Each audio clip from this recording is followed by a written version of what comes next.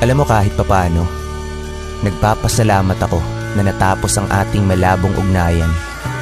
Kasi ako yung taong handang gawin ng lahat. Pag-ibig ko lang ay mapatunayan. At sa katunayan, sumugal ako kahit sa simula pa lamang alam kong talo na ako sa paligsahan. Pero aking natutunan na kahit ano palang gawing pagtulong at pagbuo mo sa isang tao, kung siya mismo ay walang plano na ang sarili niya muling itayo, ay walang mangyayari at sa huli, ikaw at ikaw lang din ang mauubos at matatalo. Pasensya na, pero pagod na akong maging tagabuo ng mga tao na hindi naman ako ang nagwasak. At paano mo nga ba ako sasaluhin sa pagkahulog ko sa'yo kung ang dalawang kamay mo ay sa iba pa rin nakahawak?